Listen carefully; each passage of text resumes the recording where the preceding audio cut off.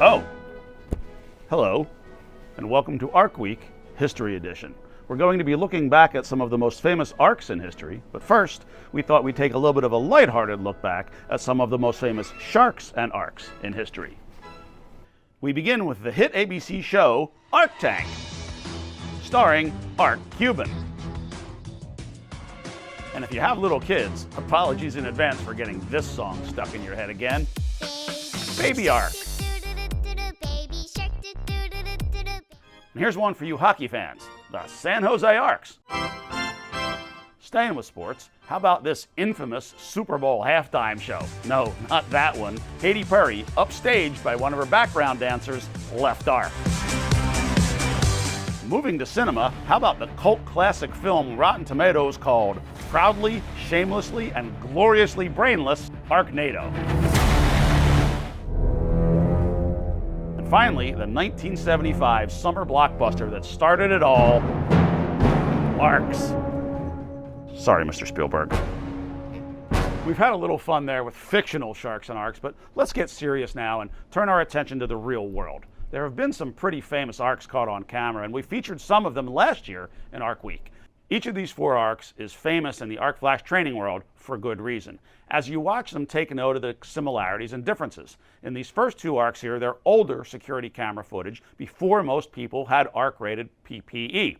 As a result, the consequences are catastrophic. These folks are wearing fuel, and the Arc Flash ignites their clothing, it continues to burn, and dramatically increases the extent and the severity of injury.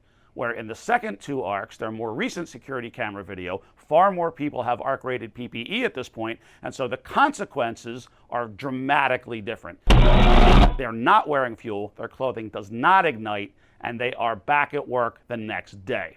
Arc-rated clothing can and does save lives. But now, let's turn the clock back to the Ark that many people view as the grandfather of NFPA 70E Arc Flash compliance and industrial electrical safety. The year was 2000. NFPA 70E had just been revised to include Arc Flash for the first time, and OSHA was on the committee. Speaking of OSHA, OSHA views standards like 70E in 2 important ways: as evidence that an industry recognizes a hazard, in this case Arc Flash, and as feasible means of abatement of that hazard. While OSHA does not enforce 70E per se, if you're compliant with 70E, you're compliant with OSHA.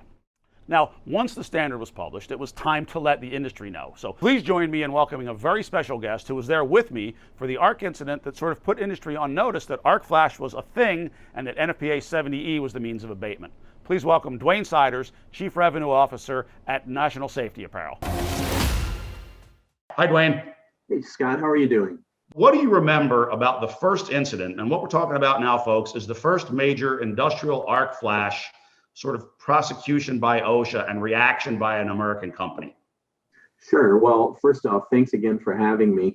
And it is really taking me back a number of years. I think it was over 20 years, but I was headed to a refinery and I got a call from you. So I pulled over. You basically had mentioned to me that you were in New York and that there was a facility of one of the 3 major auto manufacturers in New York that had an incident.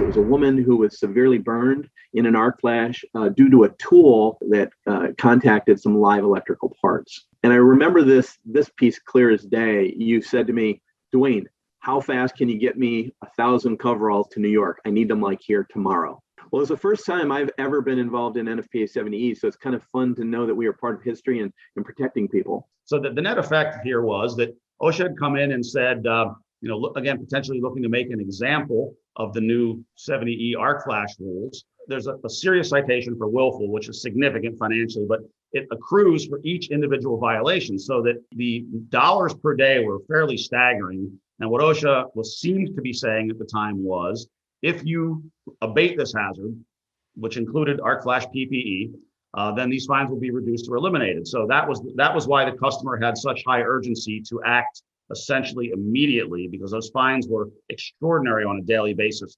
And by complying with NFPA 70, what you're doing is showing evidence of abatement of the hazard. So what else do you remember about that? So what happened was I went and contacted the company I was with, WorkRight, and I went all the way to the top, asked our president, I said, listen, we have an emergency here. How quickly can we pull together like 1,000 of these ultra soft coveralls? The good news is that 20 years later, there are in excess of 1 million American industrial electricians and operators protected by ARC-rated PPE today than there were then.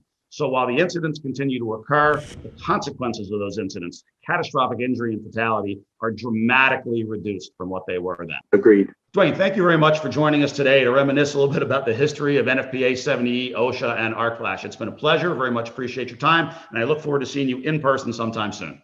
Thanks for having me, Scott. We hope you enjoyed that brief walk through Arc Flash history. You're not going to want to miss the grand finale of Arc Week Season 2, because we're going to take other electrical safety experts shark diving. Will they get on the boat? Will they get off the boat? Will they get back in the boat in one piece? And what does all this have to do with electrical safety and Arc Flash? Stay tuned to find out.